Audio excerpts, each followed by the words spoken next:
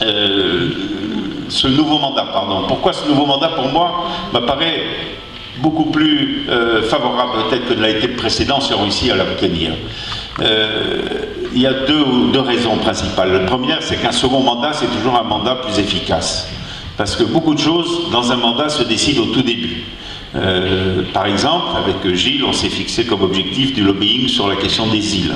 Faire en sorte que cette disposition qui existe dans le traité mais qui n'a jamais été activée par les politiques de l'Europe puisse être activée. Pour ça, il faut pouvoir mettre un pôle de lobby en place, c'est ce qu'on appelle un intergroupe. Et les intergroupes, ils vont se décider au début du mandat européen. Et c'est là que ce mandat est très différent, c'est que quand j'ai participé au lobby des îles, donc à cet intergroupe des îles en 2009, en gros, je n'avais aucun soutien et même aucune écoute au niveau de l'Assemblée de Corse, qui était présidée par Paul Jacobi. Là, je crois qu'on est capable d'arriver sur le terrain. Voilà, on est sur un terrain, alors, pas simplement parce qu'il y a une proximité politique et amicale, mais parce que déjà, l'exécutif s'est investi. Gilles, quand il prend la présidence de la Commission des îles, de la conférence des régions périphériques maritimes, bon, mais il prend sur le peu de temps qu'il a, parce que chacun sait que les journées devraient faire 48 heures, elles n'en font que 24. Donc quand on prend, c'est qu'on en fait une priorité. Et donc l'investissement de l'exécutif actuel de l'Assemblée de Corse, au-delà des proximités amicales et politiques, sur le terrain européen, est déjà quelque chose d'important. Je veux saluer aussi le travail que fait Nadège Maupertuis au comité des régions, qui vient compléter le dispositif. Et l'autre chose qui est très différente, c'est que le travail parlementaire que l'on mène à Bruxelles pourrait être fait en liaison avec le travail parlementaire qui est fait à Paris, chose qui était pour moi impossible entre 2009 et 2014. Donc pour nous, ce mandat qui rentre est un mandat important parce qu'il va pouvoir se dérouler avec une force de frappe de l'Assemblée de Corse, du député européen, du comité des régions. On est vraiment une équipe qui est en place et qui est capable d'obtenir des résultats intéressants pour notre île. Alors, quel est le job d'un parlementaire européen? D'abord, commençons par là. Je vais prendre un petit exemple, ça a l'air de s'éloigner, vous allez voir, on va y arriver plus facilement. Quand j'étais député européen, j'étais en commission du développement régional. Et un jour, il est arrivé un député de Rhône-Alpes qui est venu nous expliquer que pour sa région, il y avait vraiment un problème avec les programmes interrégionaux, c'est-à-dire les programmes qui permettent à des régions de coopérer avec des fonds européens qui viennent aider cette coopération. C'est que les groupements de coopération groupements européens de coopération territoriale, qui sont l'outil juridique pour organiser cette coopération, et les fonds, seuls étaient éligibles les régions des pays membres de l'Union européenne. Et que lui, président de Rhône-Alpes, il avait un problème parce qu'il avait besoin de faire des coopérations interrégionales avec Genève, avec le massif du Mont Blanc, donc avec l'Italie, le Piémont, mais aussi avec le Valais, et que comme la Suisse n'est pas membre de l'Union européenne, eh bien, il ne pouvait pas mettre en place les coopérations. Le type qui nous l'a expliqué, on a compris, on a voté, et pour 2014-2020, ils ont effectivement mis des politiques de coopération territoriale, Rhône-Alpes, Piémont italien avec le Val d'Aoste principalement, et Valais et canton de Genève. Vous savez que la différence entre Gilles Simeone et le président de la région Rhône-Alpes, c'est que la région Rhône-Alpes, comme elle a 4 millions d'habitants, elle a un député européen par liste.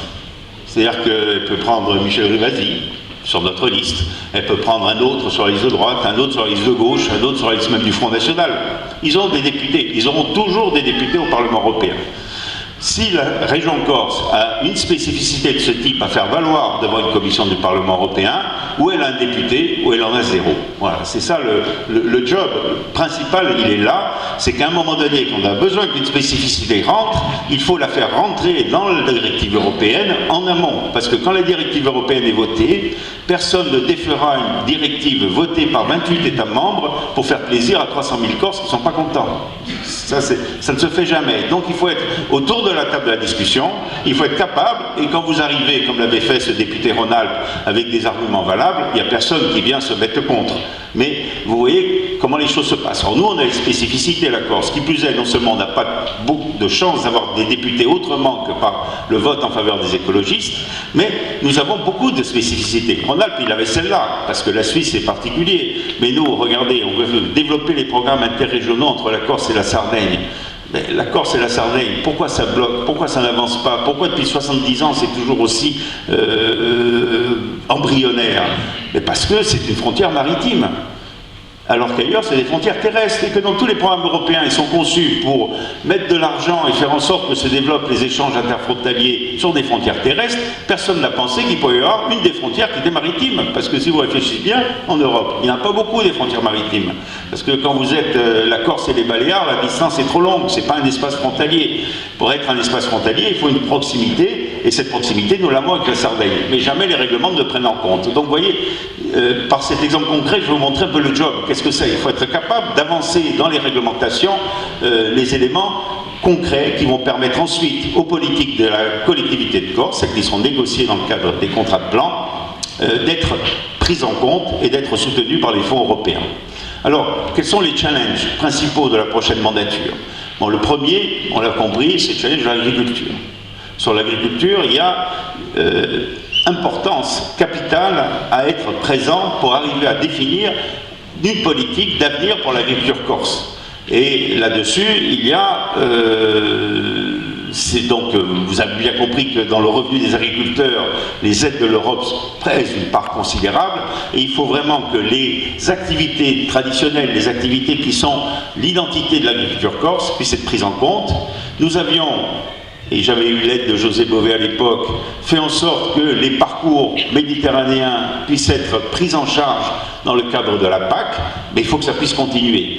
Et ça doit être un combat, c'est un travail qu'il faut mener en s'expliquant avec les députés européens, en mettant tous les arguments, et il va falloir, le rôle aussi, c'est de participer avec la profession dans son ensemble, avec ses élus des chambres, et notamment le président de la chambre régionale, qui est Pierre Aquavive, quelqu'un avec qui on a toujours travaillé en très bonne intelligence, que l'on soit capable de coopérer et d'être tous ensemble pour défendre les intérêts de la Corse, malgré certaines luttes syndicales qui, c'est comme chez les nationalistes, hein. Il y a beaucoup à dire. Bon, voilà, au niveau des syndicats, des fois, il y aurait beaucoup à dire. Mais de toute façon, l'intérêt de la Corse, il est un, et il faut se regrouper autour de l'intérêt de la Corse. Bon, voilà donc pour le job du député européen. Un intergroupe des îles, présence à la commission de l'agriculture, et j'essaierai aussi d'être présent à la commission de l'énergie, car c'est l'autre grand dossier qui me semble important de suivre de près depuis le Parlement européen. Voilà un peu le projet que j'essaye de monter. Après, en dehors du job de député européen proprement dit, il y a la mission qui est la mission de l'internationalisation de la cause corse.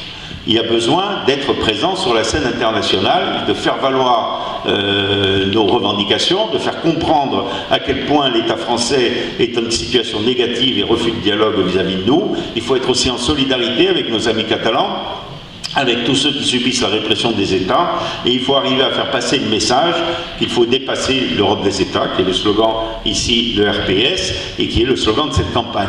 Et là, il y a un travail, évidemment, qui ne se fait qu'au contact. Quand vous êtes à Bruxelles, vous êtes au contact de quelqu'un, d'un député des Baléares, d'un député sarde, d'un député des îles Hollandes et d'un député de Bornholm. Bon, si vous voulez partir de Bastia et les visiter tous les quatre, il vous faut 3 jours. Tandis que quand vous êtes à Bruxelles, vous les réunissez dans une salle et puis vous faites votre réunion et vous commencez à échanger et faire avancer les choses. Donc l'internationalisation, c'est quelque chose qui ne se fait pas par mail et par téléphone, elle se fait aussi au contact. Et être au Parlement européen, moi je l'ai vu, et avec Gilles on avait pu aller rencontrer Carles Puigdemont quand il était président de la Generalitat de Catalogne, c'était grâce au contact que j'avais noué au Parlement européen qu'on avait pu avoir cette avance un peu diplomatique qui permettait d'aller de l'avant et de discuter avec eux comment la Catalogne pourrait être le leader d'un plan pour la Méditerranée occidentale qui associerait l'ensemble des régions de la Méditerranée occidentale. Je vous rappelle que l'Union pour la Méditerranée a son siège à Barcelone et que la Generalitat de Catalogne y siège. Donc voilà, donc il y a des enjeux d'internationalisation qui sont très importants et qu'il faut être sur place pour mener efficacement. On ne peut pas le faire autrement. Alors,